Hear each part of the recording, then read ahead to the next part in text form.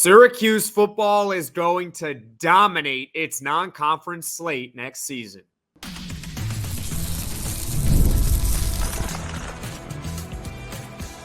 You are Locked On Syracuse, your daily podcast on the Syracuse Orange. Part of the Locked On Podcast Network, your team every day.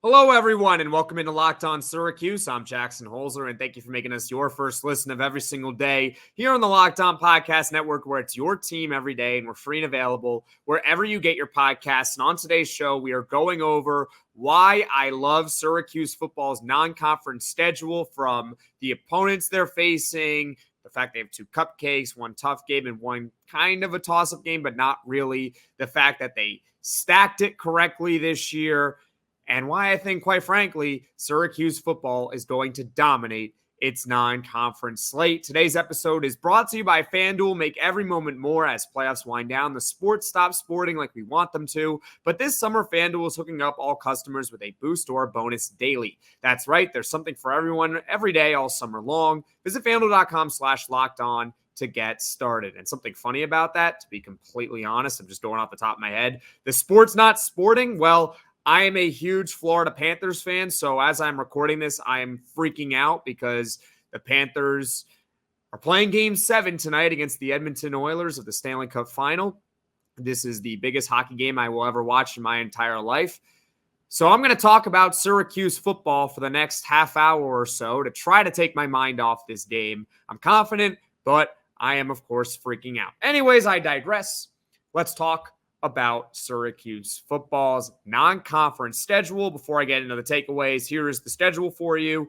Ohio at home is the first game of the season. That is August 31st at 3:30 p.m. Of course, that's the season opener, as I just said. The second non-conference game is Holy Cross on September 28th at 12 p.m. Then their third one is at UNLV. That is a Friday night game, I believe. October 4th is the date. And then UConn at home, 11/23, so November 23rd. Time has not been announced for that game yet. So that's Syracuse football's non-conference schedule for next season. The first takeaway that I have from it is that I love how Syracuse this year did not stack all the non-cons at the beginning of the season. What do I mean by that? Well, in the past, Syracuse football would put all their non-conference games at the very beginning. Okay, so last year, their 4 non-conference games were the first 4 games of the season for the Cuse. They also did the same thing in 2021. First 4 games, all non-conference. In 2019, it was 4 of the first 5 games. 2018 was 3 of the first 4. I left out 2020 because that I believe they only had 1 non-conference game. That was Liberty. And that season was so bad, I just like to forget about that one, right? I think we should all forget about 2020 and where you were for that season, because it was unwatchable. So hopefully they're better than that year. This schedule, specifically their non-conference, follows a very similar model to 2022, where in 2022, they had 2 ACC games in the first 5. They opened the year against Louisville, and that was a big game. Syracuse blew out that Louisville team. They had Malik Cunningham, and they shut him down. They had Purdue in week 3. That was a wild game that, quite frankly, Syracuse shouldn't have won, but they did, and that was incredible, and Purdue was actually pretty good that season. They had Aiden O'Connell at quarterback, obviously, now with the Vegas Raiders. I almost said Oakland Raiders. And they also had a non-conference game towards the back half of the season. They played Notre Dame in the Dome. I believe that was the game after they lost at Clemson. And, well, they got blown out in that one anyway. So I'd like to forget about that game when Notre Dame came to town. But the point being is that this year's schedule follows a very similar model to 2022. And why I love this really is because it's going to give us a better idea of how good or how bad Syracuse football is next season. Last year, they started 4-0. Their first 4 games were Colgate, Western Michigan, Purdue on the road, and I know people thought at the time that might be a tough game. It turns out Purdue was not a very good football team, and Army at home. Those were their first 4 games last season. I think what happens is, I'm guilty of it, and I think maybe a lot of you guys are guilty of it, is they start 4-0, they have this big record, and it gives us this kind of this warped perception of reality about how good the team is because they're 4-0 and they're playing this not very good schedule right off the bat. So I like how this season they're going to start with Ohio. They probably will win that game. But then their next two games after, Georgia Tech, Stanford, will give us a better idea of how good or bad Cuse is in ACC play.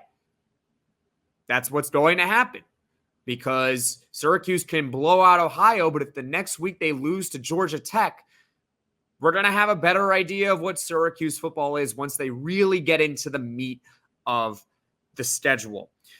The reason why I mention this like warped perception of reality is because the last couple of years, Syracuse football has collapsed midway towards the end of the season, both years. A couple years ago, they started 6-0, and then they ended up 7-5 in the regular season. Last year, they were 4-0, ended up 6-6 in the regular season.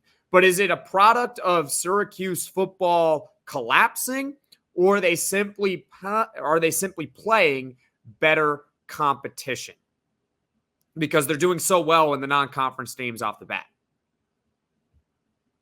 That's why I like how they're not stacking all the non-conference games in the beginning. We're going to know pretty early on how good or bad Syracuse football is next season. Once again, we're going over Syracuse football's non-conference schedule. Ohio to start, Holy Cross on September 28th, at UNLV on October 4th, and UConn on November 23rd. That is Syracuse football's non-conference slate. I just talked about how I love how the Orange are not stacking all the non-conference games the first 4 weeks of the season like they did last year to give us this false sense of security.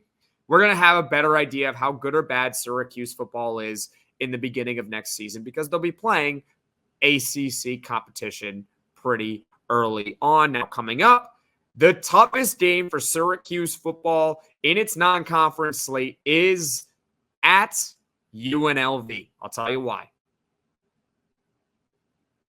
I love sports. I love them so much. I never want them to stop. But as the playoffs wind down, we get fewer games, and the sports aren't sportsing like I want them to. But FanDuel lets me keep the sports going whenever I want. All I have to do is open the app and dream up bets anytime I'm in the mood. And this summer, FanDuel is hooking up all customers with a boost or a bonus daily. That's right. There's something for everyone every day all summer long. And hey, if you're itching for football season like I am, I'm talking about it right now. Guess what? FanDuel has released the odds for Syracuse football's first game against Ohio, non-conference to start the season. The Orange are 15.5-point favorites to get the W. You think the Orange are going to cover? We'll bet it right now on FanDuel. So head over to FanDuel.com/lockedon and start making the most out of your summer. FanDuel, official sports betting partner of Major League Baseball. Are you watching Fox Sports or ESPN on your TV all day? Have to turn down the volume with all that shouting? Make the switch to Locked On Sports today, a free 24/7 sports streaming channel program for you every day to bring you the biggest stories without all the streaming. Locked On Sports today brings you can't-miss analysis, opinions, and news, streaming 24/7 on YouTube or the free Amazon Fire TV channels app. Part of the Locked On Podcast Network, your team every day.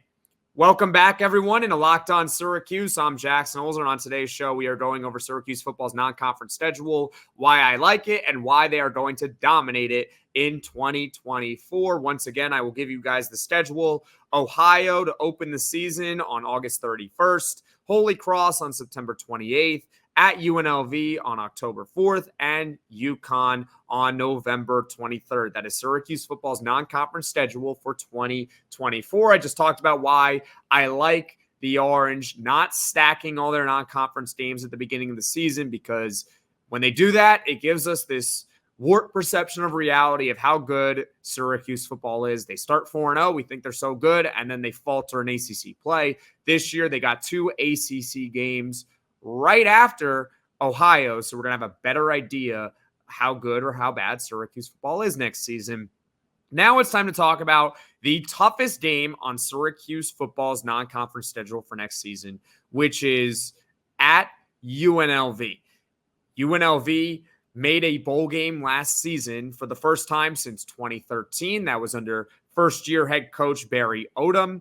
They do have a quarterback battle for next season between two transfers, Matthew Sluka and Haj Malik Williams, two solid quarterbacks at the FCS level. But there is a battle going on there, so it'll be very interesting to see how that shakes out. And who knows who is going to be the starter by the time Syracuse plays at UNLV. UNLV also has a potential All-American wide receiver returning. That is Ricky White. He set a school record last year with nearly 1,500 yards. The exact total, if you really want to know, was 1,483 yards last season. So one of the better receivers in the country returning for UNLV. They also got 4 offensive linemen out of the 5 returning. And they have 7 returning starters on defense. So what you really need to know is that this is a squad that, aside from its quarterback battle, have a lot of players returning from a team that made a bowl game last season. Obviously, their head coach, Barry Odom, was in his first year. Now he's got a year of experience under his belt, so you got to figure that he's going to be a little bit better. And, hey, leading a team to a bowl game for the first time in 10 years is already a pretty good start to your coaching tenure. They also have, I mentioned, the 7 returning starters last year on defense. That includes their tackle leader last season in linebacker Jackson Woodward. Shout out to Jackson Woodward for having an outstanding first name. He even spells Jackson the same way, Jackson. It's CK, not X. I saw something out there also that there was a Jackson. I was doing research for this podcast. There was a Jackson, and I saw the spelling of Jaxen. I saw that out there. That is really interesting. But the proper way to spell Jackson is Jackson. So shout out to him. But I hope he doesn't have a good game against Syracuse when they play. They also have interceptions leader, corner Cameron Oliver, returning. He had 5 picks last year for them. It was tied for the lead on the team. He's coming back for UNLV. Another reason why UNLV is definitely the toughest game for Syracuse on the schedule. I mentioned they have a ton of returning starters. They got a quarterback battle, but they also have a coach who led this team to a bowl game for the first time in 10 years last year. This is a true road game. Syracuse football, not good in true road games recently. Not good at all. In the last 5 years for Syracuse football, last 5 seasons, Syracuse is 7-19 in true road games. 7-19. That is a win percentage of 27%. Even Jeff McNeil has a higher on base than Syracuse football's win percentage in that span. Jeff McNeil, the worst player in the history of baseball, now that the shift has been banned. Yes, I'm a Mets fan too, and I guess this is the podcast where I just mentioned all the teams that I root for. I root for the New York Jets, who suck, and the Miami Heat. So there's that for you. I'm split between New York and Florida. But the point being is that Syracuse football, not good in the last few years in true road games. They just aren't. They're much better in the Dome. They're decent in neutral site, but 27% win percentage in the last 5 years in true road games. UNLV, with all that being said, the fact that they were a bowl team last season for the first time in 10 years under a first-year head coach, the fact that they have an All-American receiver returning, their offensive line from last year for the most part is returning, 7 returning starters on defense. This is a team that it's a toss-up. Syracuse football, I don't think this is a game where it's a circled loss. Like, Syracuse doesn't have that in its non-conference slate, to be honest with you. There's no game where I'm looking at like, yeah, that is going to be, one of those, they're not going to win that one. But UNLV is probably the toughest challenge for Syracuse football in its non-conference schedule next season. That being said, I do think that Syracuse can win it. I think when that line comes out, it's going to be pretty close, probably within a field goal. Going to be an interesting game for sure. Don't know who the quarterback is going to be yet, which is, I guess, the only caveat to it. So we'll see. But I think at UNLV is the toughest game in Syracuse football's non-conference slate. Leave a comment below what you think Syracuse football's toughest non-conference game is. I think it's UNLV. If you disagree or agree, leave a comment below. Now, coming up, Syracuse football has a couple cupcakes on its schedule, and a strong record in non-conference play is all but a lock for the Orange next season. Passion, drive, and patience, the formula for winning championships, is also what keeps your ride or die alive. eBay Motors has everything you need to maintain your vehicle and level it up to peak performance. Superchargers, roof racks, exhaust kits, LED headlights, and more. Whether you're into speed, power, or style, eBay Motors has got you covered. With over 122 million parts for your number one ride or die, you'll always find exactly what you're looking for. And with eBay Guaranteed Fit, your part is guaranteed to fit your ride every time or your money back. Because with eBay Motors, you're burning rubber, not cash. With all the parts you need at the prices you want, it's easy to make your car the MVP and bring home huge wins. Keep your ride or die alive at ebaymotors.com. Eligible items only. Exclusions apply. eBay Guaranteed Fit. Only available to U.S. customers. Locked On has launched the first ever national sports 24/7 streaming channel on YouTube, and now it's also available on Amazon Fire TV and the free Fire TV channels app. Locked On Sports Day is here for you 24/7, covering the top sports stories of the day with the local experts of Locked On, plus our national shows covering every league. Find Locked On Sports Day now available on the free Fire TV channels app.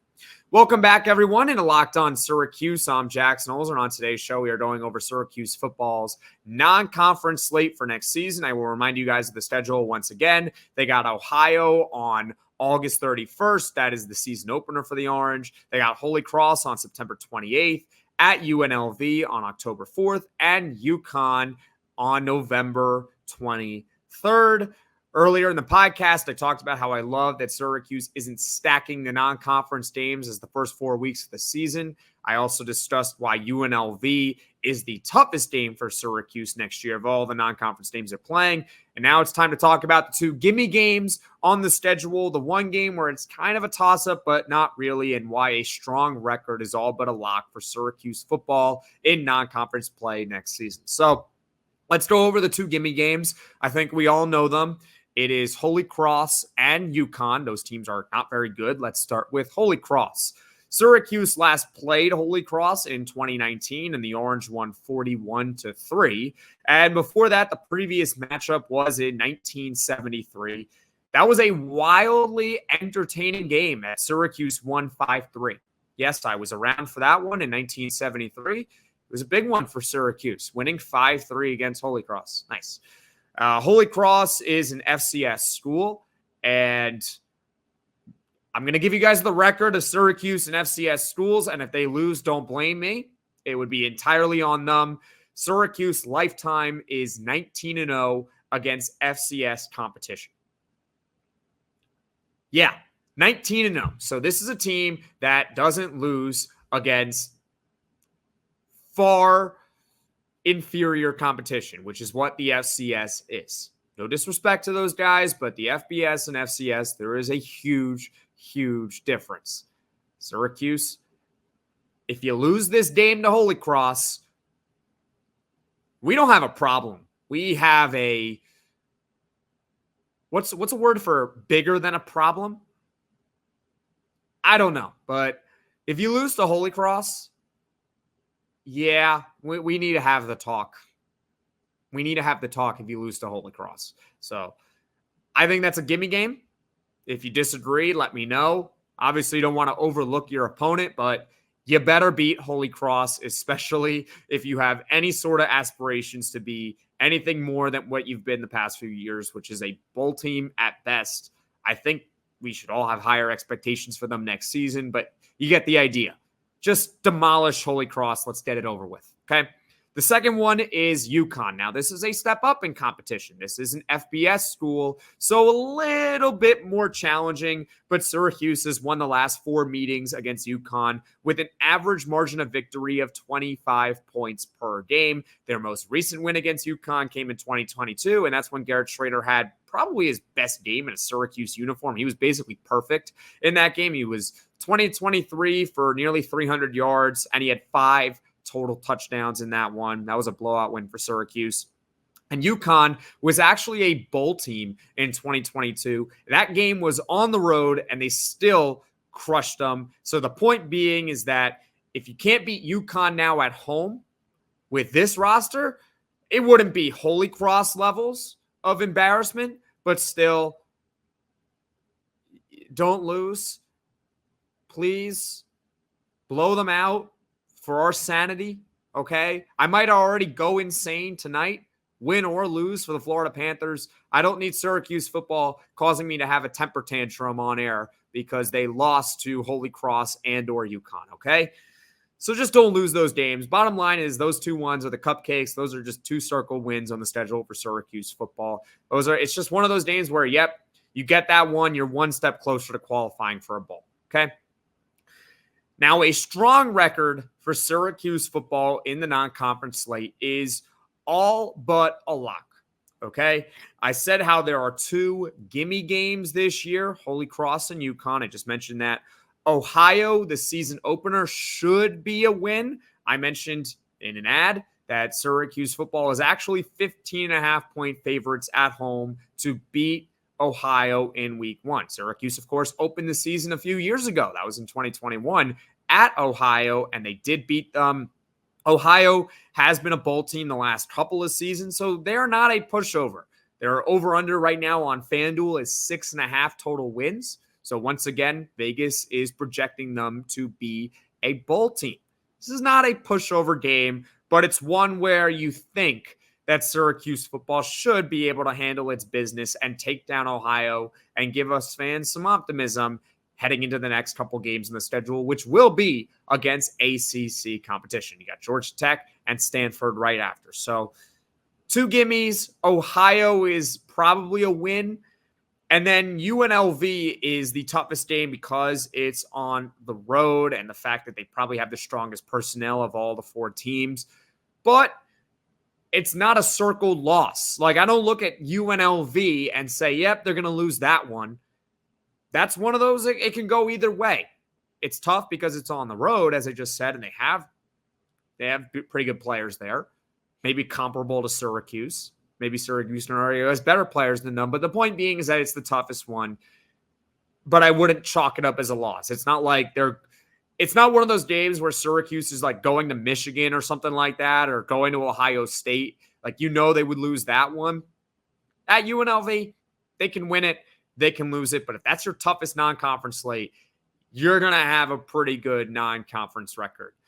I will not give a record prediction because I'll save that for Poll Friday this week. What do you think their record prediction? What do you think their record will be in their non-conference slate in their 4 games? I'll just leave it at this. I think it'll be a very strong record for the Orange in non-conference play once again. So that is it with talking about Syracuse football's non-conference schedule. But hey, stick around here because tomorrow's podcast is going to be another Syracuse football recruiting update. CJ May, a 2025 4-star recruit. Talked about him last week on the podcast. He released his final 4 schools. Syracuse football made the cut. That was expected, but still, CJ May, who took an official visit to the Orange, I think last weekend, he has the Orange in the top 4. So, of course, Syracuse football has a shot at landing a 4-star recruit in 2025. And of course, I'm not done. 4-star 2025 quarterback Malik Washington, who is right now the second best quarterback in the country who has not committed to a school yet. He has set his commitment date, and Syracuse, they do have an official visit with him. He was with Maryland last weekend. I would say that Maryland is the favorite for Malik Washington, but at the same time, do not count the Orange out. So Syracuse football recruiting episode, once again, coming out tomorrow. We went over the non-conference schedule today. Now just a personal plea, because we still have a little bit of time here on this podcast. I hope the Florida Panthers win. I'm a huge Florida Panthers fan. I know this has nothing to do with Syracuse, but this is the biggest hockey game I'm going to watch my team play in the history of its franchise. And in my life, I don't know if I've watched a bigger sporting event for any of the teams that I have covered or that I am a fan of ever than this one. Game 7 against the Oilers in just a couple hours at the time you're watching this. Hopefully, Florida comes out on top and wins this game. If they don't, it would be quite embarrassing with blowing a 3-0 series lead. As far as how it would relate to Cuse, probably Syracuse basketball in 2003, obviously, before their national championship game.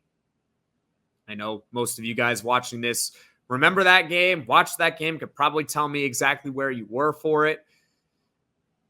I, of course, was 1 year old, so I cannot tell you that I watched that game. I've watched highlights of it. I've watched it back actually on TV, but I did not watch it live. So I don't have a Syracuse memory in that regard, but that is probably the best comparison I can give you is the 2003 national championship game for Syracuse basketball. Leave a comment below your favorite memory from that game, where you were, how you felt afterwards, because I hope I feel the same way that it goes my team's way for Game 7. So, yep, that's my personal plea for the Florida Panthers to win the Stanley Cup tonight. Having said that, thank you so much for watching. Thank you so much for listening. If you like this video, click that like button. If you really liked it, subscribe to the channel and turn on those notifications so you know right away when I'm dropping the next podcast. And hopefully tomorrow, I am super excited. Of course, we're talking about Syracuse football once again, so I'm going to be excited regardless. But hopefully I'm also in a good mood because the Florida Panthers win the Stanley Cup.